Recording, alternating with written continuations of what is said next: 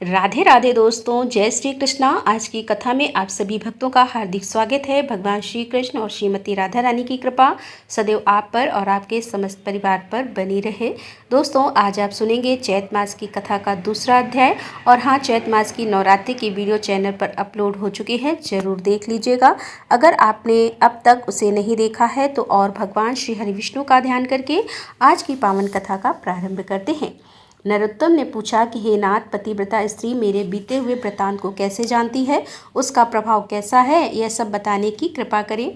श्री भगवान जी बोले कि वत्स, यह बात मैं तुमसे पहले ही बता चुका हूँ, किंतु फिर यदि सुनने का कौतूहल हो रहा है तो सुनो। तुम्हारे मन में जो कुछ भी प्रश्न है सबका उत्तर दे रहा हूँ। जो स्त्री पतिव्रता होती है, पति को प्राणों के समान समझती है और सदा पति के हित साधन में ही संलग्न रहती है, वह देवताओं और ब्रह्मवादिनी एक ही पुरुष की सेवा स्वीकार करती है, दूसरे की और दृष्टि भी नहीं डालती, वह संसार में परम पूजनीय मानी जाती है। ये तात प्राचीन काल की बात है। मध्य देश में एक अत्यंत शोभायमान नगरी थी। उसमें एक पतिव्रता ब्राह्मणी रहती थी। उसका नाम था सैव्या। उसका पति पूर्व जन्म के पाप से कोढ़ी हो गया था। उसके शरीर में अनेकों घाव हो गए थे जो बराबर बहते रहते थे, लेकिन सैव्या अपने ऐसे पति की सेवा में सदा संलग्न रहती थी। पति के मन में जो इच्छा होती उसे वह अपनी शक्ति के अनुसार अवश्य पूर्ण करती थी। प्रतिदिन देवता की भांति स्वामी की पूजा करती थी और दोष बुद्धि त्याग कर उसके प्रति विशेष स्नेह रखती थी। एक दिन उसके पति ने सड़क से जाती हुई एक परम सुंदरी वेश्या को देखा। उस पर दृष्टि पड़ते ही वह अत्यंत मोह के वशीभूत हो गया। उसकी चेतना पर कामदेव ने पूरा अधिकार कर लिया। वह दीर्घ काल तक लंबी सांसें खींचता रहा और अंत में बहुत उदास हो गया। उसका उच्छ्वास सुनकर पतिव्रता अपने घर से बाहर आई और अपने पति से पूछने लगी कि हे नाथ, आप उदास क्यों हो गए? आपने लंबी सांस कैसे खींची? हे प्रभु, आपको जो प्रिय हो वह कार्य मुझे बताइए। वह करने योग्य हो या ना हो, मैं आपके प्रिय कार्य को ही अवश्य ही पूर्ण करूंगी।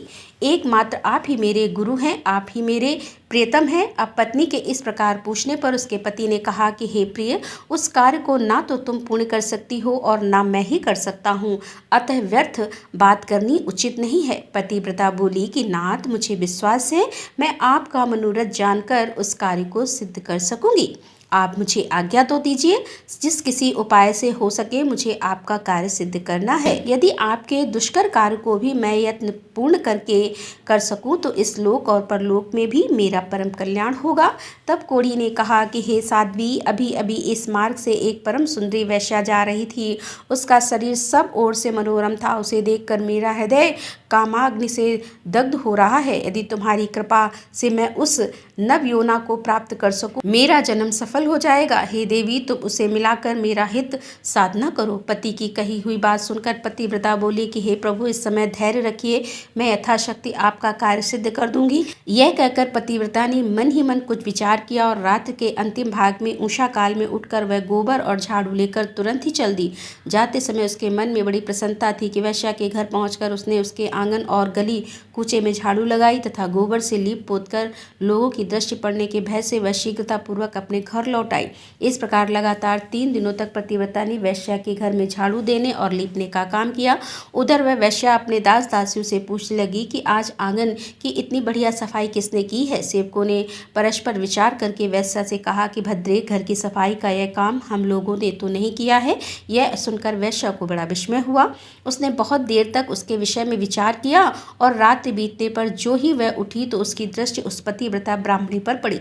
वह पुनः टहल बजाने के लिए आई थी, अर्थात काम करने सफाई करने के लिए आई हुई थी। अब उस परम साध्वी पतिव्रता ब्राह्मणी को देखकर हाय हाय, आप यह क्या करती हैं? क्षमा कीजिए, रहने दीजिए। यह कहती हुई वेश्या ने उसके पैर पकड़ लिए और पुनः कहा कि हे पतिव्रते, आप मेरी आयुष, शरीर, संपत्ति, यश, कीर्ति तथा इन सब का विनाश करने के लिए ऐसी चेष्टा कर रही हैं।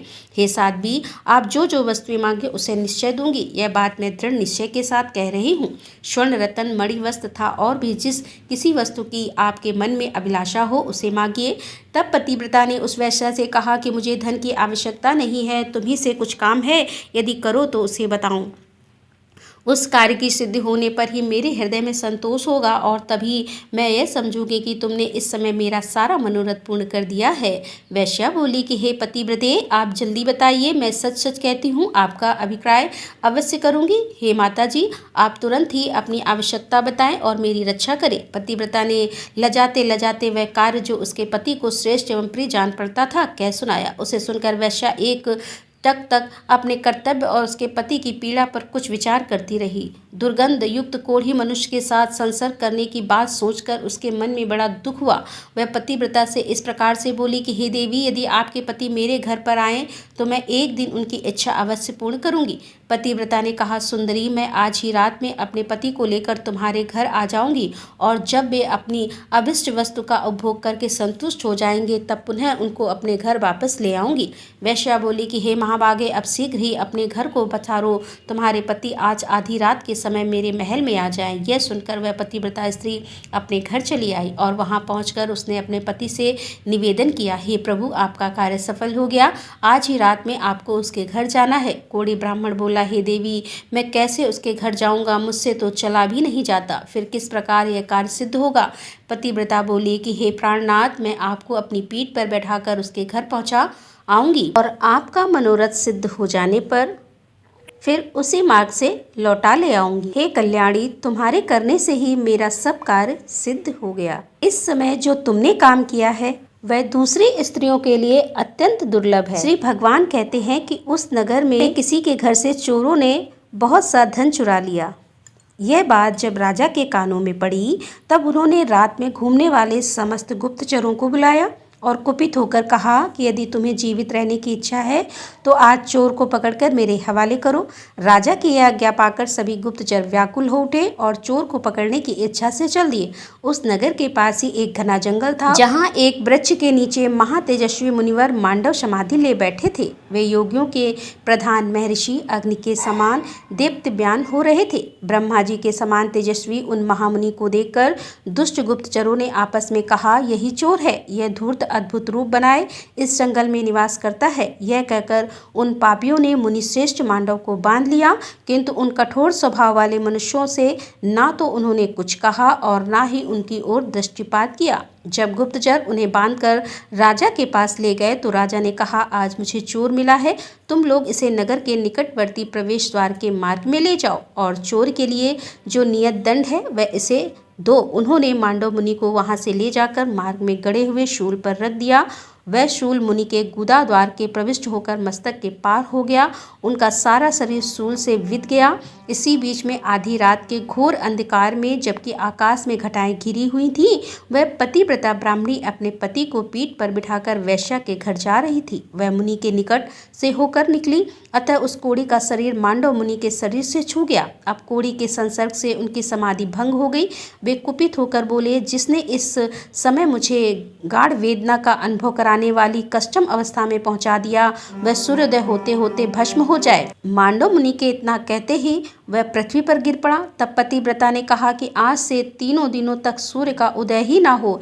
यूं कहकर वह अपने पति को घर ले गई और एक सुंदर सैया पर सुलाकर स्वयं उसे थाम कर बैठ गई। उधर मुनि श्रेष्ठ मांडव उस कोढ़ी को शाप देकर अपने अभिष्ट स्थान को चले गए। संसार में 3 दिनों के समय तक सूर्य का उदय होना रुक गया। चराचर प्राणियों सहित संपूर्ण त्रिलोकी व्यतीत हो उठे। यह देखकर समस्त देवता इंद्र को आगे करके ब्रह्मा जी के पास गए और सूर्योदय न होने का समाचार निवेदित करते हुए बोले, हे भगवान, सूर्य के उदय न होने का क्या कारण है, यह हमारी समझ में नहीं आता।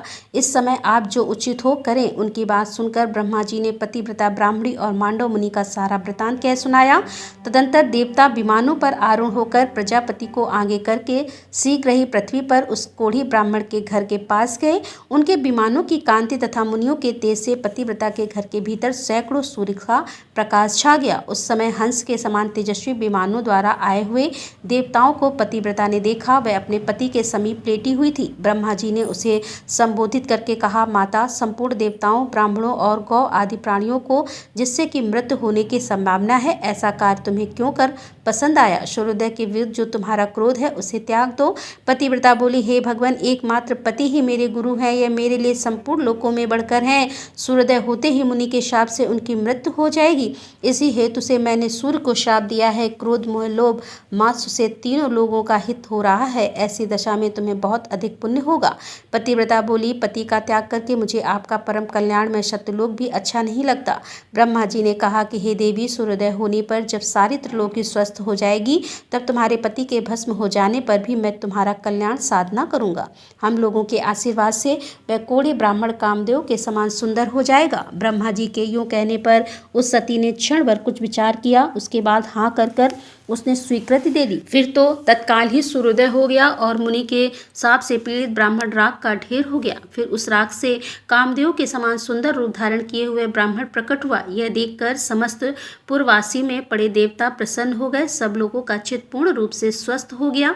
उस समय स्वर्ग लोक से सूर्य के समान तेजस्वी एक विमान आया और वह साध्वी अपने पति के साथ उस पर बैठकर देवताओं के साथ स्वर्ग को चली गई। सुभा भी ऐसी ही पतिव्रता है, इसीलिए वह मेरे समान उस सत्यत्व के प्रभाव से ही वह भूत, भविष्य और वर्तमान तीनों कालों की बातें जानती है।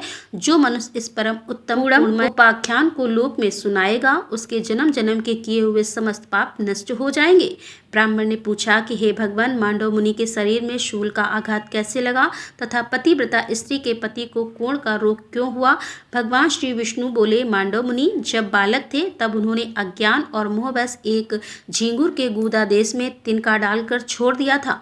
यद्यपि उन्हें उस समय धर्म का ज्ञान नहीं था, तथापि उस दोष के कारण उन्हें एक दिन और रात वैसा कष्ट भोगना पड़ा। किंतु मांडव मुनि ने समाधि होने के कारण शूलपात जनित वेदना का पूरी तरह अनुभव नहीं किया। इसी प्रकार पतिव्रता के पति ने भी पूर्व जन्म में एक कोढ़ी ब्राह्मण का वध किया था। इसी से उसके शरीर में दुर्गंध युक्त कोढ़ का रोग उत्पन्न हो गया था। किंतु उसने ब्राह्मण को 4 गौरी दान और 3 कन्याएं दान किए थे। इसी से उसकी पत्नी पतिव्रता हुई और उस पत्नी के कारण ही वह मेरी समता को प्राप्त हुआ। ब्राह्मण ने कहा, हे नाथ, यदि पतिव्रता का ऐसा महात्म्य है तब तो जिस पुरुष की भी स्त्री व्यभिचारिणी ना हो उसे स्वर्ग की प्राप्ति निश्चित है। सती स्त्री से सबका कल्याण होना चाहिए। भगवान श्री बोले, ठीक है। संसार में कुछ स्त्रियां ऐसी उल्टा होती हैं जो सर्वस्व अर्पण करने वाले पुरुष के प्रतिकूल आचरण करती हैं।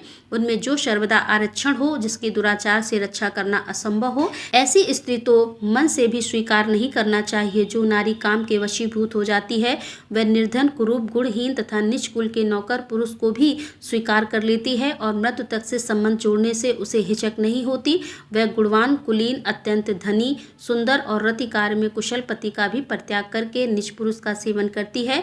वह विप्र इस समय उमा नारद संवाद ही दृष्टांत है, क्योंकि नारद जी स्त्रियों की बहुत सी चेष्टाएं जानते हैं। नारद मुनि स्वभाव से ही संसार की प्रत्येक बात को जानने की इच्छा रखते हैं। एक बार वे अपने मन में कुछ सोच विचार कर पर्वतों में उद्धम कैलाशगिरी पर गए। वहां उन महात्मा मुनि ने पार्वती जी को प्रणाम करके पूछा कि हे देवी, मैं कामियों की कुछ चेष्टा जानना चाहता हूँ। मैं इस विषय में बिल्कुल अनजान हूँ और विनीत भाव से प्रश्न कर रहा हूँ, अतः आप मुझे यह बात बताइए। पार्वती देवी ने कहा कि हे नारद, युवती स्त्रियों का चित्त सदा पुरुषों में ही लगा रहता है, इसमें तनिक भी संदेह नहीं है। नारी घी से भरे हुए घड़े के समान है और पुरुष दहकते हुए अंगारों के समान, इसीलिए घी और अग्नि को एक स्थान पर नहीं रखना चाहिए। जैसे मतवाले हाथी को महावत अंकुश और मुग्दर की सहायता से अपने वश में करता है, उसी प्रकार स्त्रियों का रक्षक उन्हें दंड के बल से ही काबू में रख सकता है। बचपन में पिता, जवानी में पति और बुढ़ापे में पुत्र नारी की रक्षा करता है। उसे कभी भी स्वतंत्रता नहीं देनी चाहिए। सुंदर स्त्री को यदि उसका इच्छा के अनुसार स्वतंत्र छोड़ दिया जाए तो पर पुरुष की प्रार्थना से अधीर होकर वह उसके आदेशों के अनुसार व्यभिचार में प्रवृत्त हो जाती है। जैसे तैयार की हुई रसोई पर दृष्टि न रखने से उस पर कौवे और कुत्ते अधिकार जमा लेते हैं, उसी प्रकार युवती नारी स्वच्छंद होने पर व्यभिचार हो जाती है। फिर उस कुलटा के संसर्ग में सारा कुल दूषित हो जाता है। पराये बीज से उत्पन्न होने वाला मनुष्य वर्ण संकर है। सदाचारणी स्त्री पितृकुल और पति कुल दोनों का सम्मान बढ़ाती हुई उन्हें कायम रखती है। साध्वी नारी अपने कुल का उद्धार करती है और दुराचार उसे नरक में गिराती है। कहते हैं कि संसार में स्त्री के ही अधीन स्वर्ग, कुल, कलंक, यश, अपयश, पुत्र, पुत्री और मित्र आदि की स्थिति है। इसीलिए विद्वान पुरुष संतान की इच्छा से विवाह करे। जो पापी पुरुष मोहबस किसी साध्वी स्त्री को दूषित करके छोड़ देता है वह उस स्त्री की हत्या का पाप भोगता है, नरक में गिरता है। जो पराई स्त्री के साथ बलात्कार करता है अथवा उसे धन का लालच देकर फंसाता है वह इस संसार में स्त्री का हत्यारा कहलाता है और मरने के पश्चात घोर नरक में पड़ता है। पराई स्त्री का अपहरण करके मनुष्य चांडाल कुल में जन्म लेता है।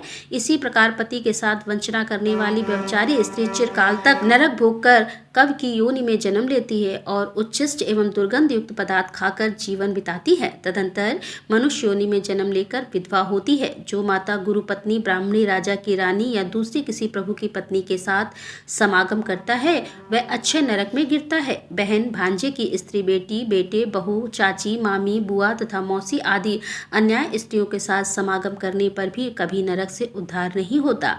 यही नहीं, उसे ब्रह्म हत्या का पाप भी लगता है तथा वह अंधा, गूंगा और बहरा होकर निरंतर नीचे गिरता जाता है। उस अंधा पतन से उसका कभी बचाव नहीं हो पाता। तब ब्राह्मण ने पूछा कि हे भगवान, ऐसा पाप करके मनुष्य का उससे किस प्रकार उद्धार हो सकता है?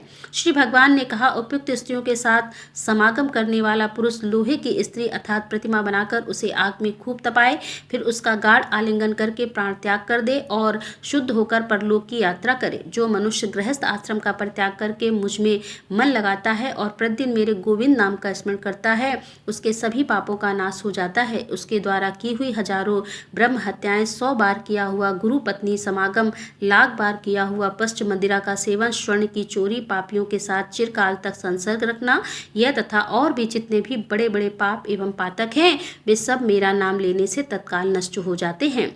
ठीक उसी तरह जैसे कि अग्नि के पास पहुंचने पर रुई के ढेर जल जाते हैं, अतः मनुष्य को उचित है कि वह मेरे गोविंद नाम का स्मरण करके पवित्र हो जाए। परंतु जो नाम के भरोसे पाप करता है, नाम उसकी रक्षा कभी नहीं करता। अथवा जो प्रतिदिन मुझ गोविंद का कीर्तन और पूजन करते हुए गृहस्थ आश्रम में निवास करता है वह पाप से तर जाता है। हे तात, गंगा के रमणी तट पर चंद्र ग्रहण की मंगलमय बेला के करोड़ों को दान करने से जो फल प्राप्त होता है, मनुष्य को उससे हजारों गुना अधिक फल गोविंद का कीर्तन करने मात्र से प्राप्त हो जाता है। कीर्तन करने वाला मनुष्य मेरे बैकुंठ धाम में सदा निवास करता है। पुराण में मेरी कथा सुनने से मानव मेरी समानता प्राप्त करता है। जो पुराण की कथा सुनाता है उसे मेरा सायुज्य प्राप्त होता है। अतः प्रतिदिन पुराण का श्रवण करना चाहिए। पुराण धर्मों का संग्रह है। हे विप्र, अब मैं सती स्त्रियों में जो अत्यंत उत्कृष्ट गुण होते हैं उनका वर्णन करता हूँ। राधे राधे, जय श्री कृष्णा। आज की कथा यहीं पर समापन करती हूँ और भगवान ने सती स्त्रियों के कौन से लक्षण बताए हैं यह आप कल की कथा में सुनेंगे। उम्मीद करती हूँ कि आज की कथा आपको जरूर पसंद आई होगी और कल भी आप कथा जरूर सुनेंगे। तो अगर कथा पसंद आई हो तो वीडियो को लाइक किए बिना तो बिल्कुल नहीं जाना और कमेंट बॉक्स में राधे राधे जरूर लिखना। दोस्तों, मिलते हैं इसके आगे की कथा लेकर। तब तक के लिए राधे राधे, जय श्री कृष्णा, हर हर महादेव, जय भोलेनाथ।